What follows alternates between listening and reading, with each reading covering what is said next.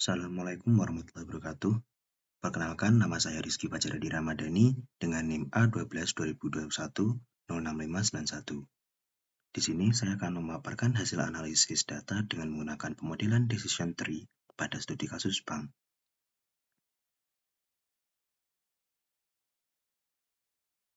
Pertama-tama kita lakukan import library, diantaranya ada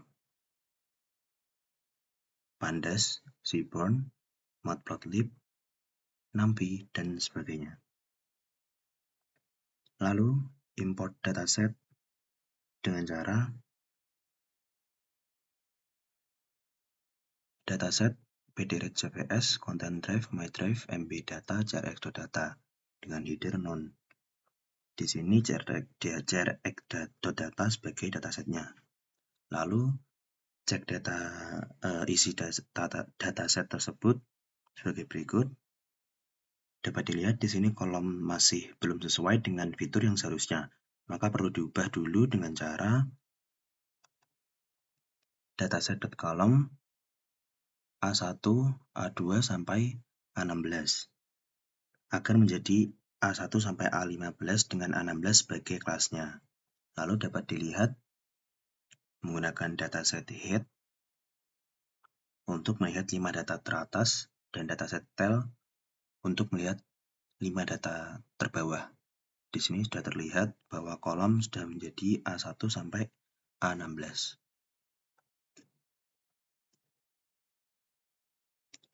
Berikutnya, analisa karakter data pada bagian ini bertujuan untuk melihat bentuk, distribusi, dan tipe datanya seperti apa saja yang ada pada dataset tersebut. Diawali dengan dataset info untuk mengetahui garis besar data, meliputi jumlah data, tipe data, dan data apa saja. Dapat dilihat di sini ada 690 record, 16 atribut, dan beberapa tipe data yaitu objek, float, dan integer.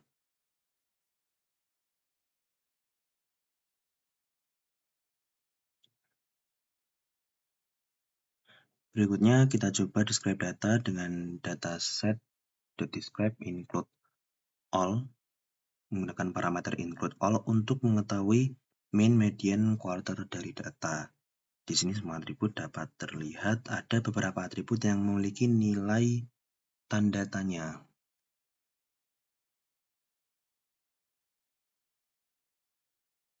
Lalu kita lihat pada describe data, kita coba lihat dengan dataset.describe. Namun di sini hanya terlihat untuk data numerik saja. Di sini hanya terlihat untuk kolom A3, A8, A11, dan A15. Dan data ini tidak perlu di cleaning. Selanjutnya,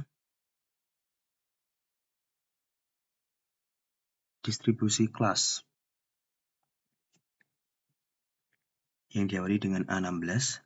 Di sini kita pakai fungsi value count sehingga dapat kita ketahui di sini terdapat min 383 dan plus 307 dengan temuan hampir seimbang. Dapat dilihat dalam bentuk grafik menggunakan Seaborn sebagai berikut.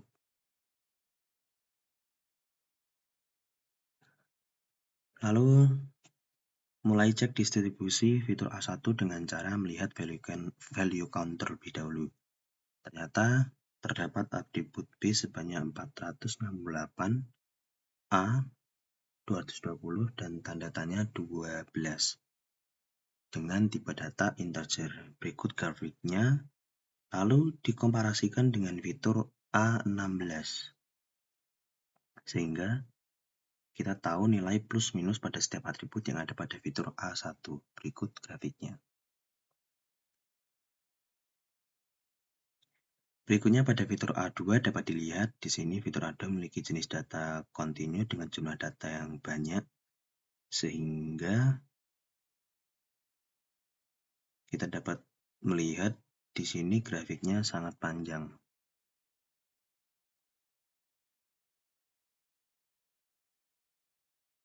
Lalu seperti fitur sebelumnya kita komparasikan dengan A16 seperti tadi dengan hasil grafik sebagai berikut.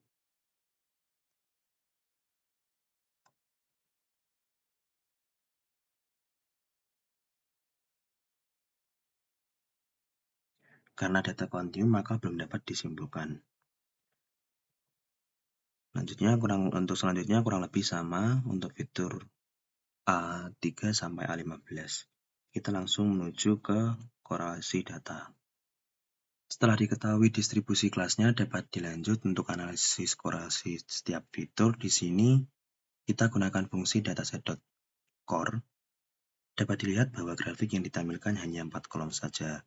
Padahal kita memiliki 16 kolom. Hal ini dapat terjadi karena fungsi ini hanya membaca data numerik saja. Dari grafik ini muncul sebuah temuan, yaitu terdapat beberapa fitur yang bernilai tanda tanya. Maka dari itu kita dapat simpulkan bahwa ada missing value. Dan korelasi metrik tidak dapat bekerja sebab tipe data tidak tepat. Selanjutnya, validasi data. Dari hasil analisa sebelumnya dapat dikatakan bahwa masih terdapat missing value. Masih ada data yang berbentuk objek dan harus diubah ke bentuk numerik. Dan ada beberapa atribut yang tidak keluar. Selanjutnya, menentukan objek data. Di sini ada A16 sebagai label dan A1 sampai A15 sebagai atribut. Pada bab selanjutnya yaitu membersihkan data. Nilai hilang yang berbentuk tanda tanya kita ubah menjadi null atau none. Dengan cara dataset.replace tanda tanya np none in place sama dengan true. Lalu cek dataset, maka akan terlihat tidak ada data yang berbentuk tanda tanya atau missing value. Kita juga cek untuk describe data, terlihat data yang missing value sudah diubah menjadi none. Kemudian perbaiki data yang hilang. Diawali dengan melihat info data. Di sini terlihat jumlah data per kolom berbeda-beda. Hal ini mengidentifikasikan missing value sudah terbaca. Dapat dilihat seperti A1 678, A2 678, A3 690, A4 684, dan seterusnya. Lalu kita lihat dengan is0, ternyata ada missing value di kolom A1, A2, A4, A5, A6, A7, dan A14. Berikutnya kita lihat jumlah missing value tiap kolom menggunakan dataset.isNa.sum. Di sini terlihat A1 ada 12, A2 ada 12, A3 0, A4 6, dan seterusnya. Dapat dilihat juga menggunakan persentase. Menggunakan dataset.log, list dataset log. Di sini dapat dilihat A1 1,7, A2 1,7, A4 0,8, dan seterusnya. Karena missing value hanya rentan 1-2, maka record missing value perlu diperbaiki atau diisi value-nya. Berikut dapat dilihat pada grafik cukup tidak beraturan. Karena data yang hilang kurang dari 50%, maka kita perbaiki atau isi satu persatu, tidak dihapus. A1 diisi dengan modus karena kolom ini memiliki jenis data kategorikal yang dimana pada umumnya jenis data ini diatasi missing value-nya menggunakan modus. Sedangkan A2 menggunakan median karena jenis data ini bersifat kontinu. Begitupun berlaku untuk fitur lainnya. Lalu kita cek kembali pada dataset info.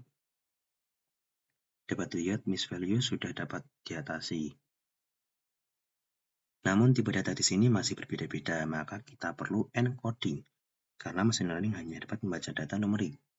Maka data kategorikal perlu kita ubah ke dalam bentuk numerik.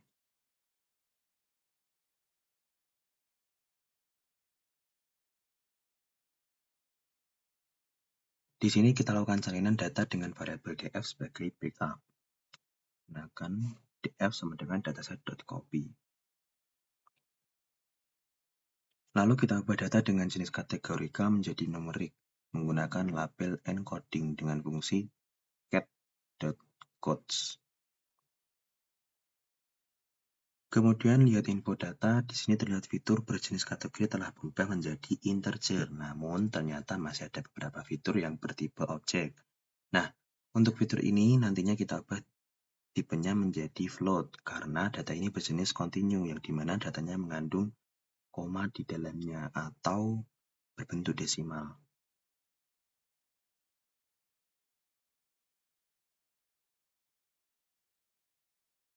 Seperti berikut, kita ubah tipe datanya menjadi float. Selanjutnya kita akan menghapus data yang bernilai konstan. Untuk melihatnya kita gunakan dflog apply pd series ini. Di sini ternyata terlihat data aman. Selanjutnya kita lihat kembali cek korelasi data dan dapat dilihat di sini semua atribut sudah terbaca karena semua data sudah diubah menjadi numerik. Di sini dapat dilihat nilai korelasi paling terlihat ada di A9. Kemudian cek blogspot untuk melihat distribusi data semua fitur. Di sini terlihat terdapat outlier, namun kita lewati saja. Selanjutnya kita menentukan label data. Di sini kita menggunakan A16 sebagai variabel Y, untuk atribut lainnya sebagai variabel X. Lalu kita mulai membangun model menggunakan decision tree. Dari parameter ini dapat kita lihat hasilnya, yaitu kriteriannya gini: max depth 1, min sample sleeve 1, min sample speed 2, random state 42. Lalu kita lakukan hal yang sama pada pemodelan data normalisasi dengan hasil kriterian gini: max depth 1, min sample sleeve 1, min sample speed 2, dan random state 42.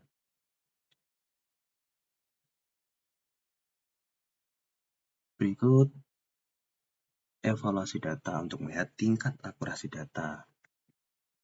Ternyata tingkat akurasi pada training set itu 0,85, precision pada training set 0,85, recall 0,85, akurasi 0,84, precision 0,84, recall 0,84. Lalu kita lihat confusion matrix pada bagian testing untuk data asli. Predict value 0 dengan actual value 1 itu ada 33. Predict value 0 dengan actual value 0 itu ada 116. Predicted value 1 dengan actual value 1 itu ada 118. Predicted value 1 dengan actual value 0 itu ada 9. Selanjutnya kita cek akurasi pada data normalisasi. Di sini terlihat akurasi pada training set 0,85, precision pada training set 0,85, recall 0,85, akurasi pada test set 0,84, precision pada test set 0,84, recall pada test set 0,84.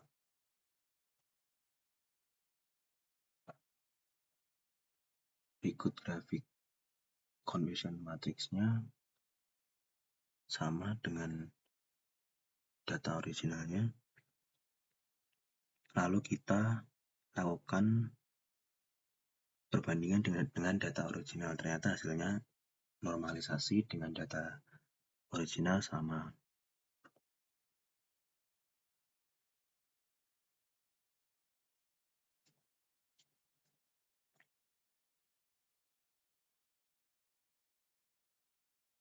Berikut tampilannya, adapun grafiknya seperti berikut.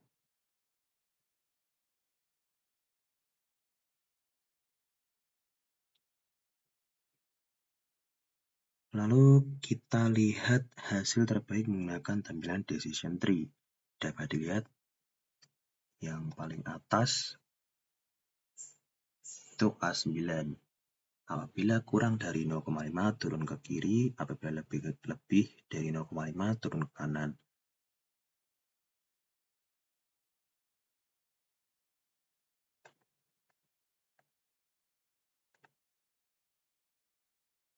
Maka dapat kita simpulkan dengan melihat laporan hasil evaluasi pemodelan di sini. Terlihat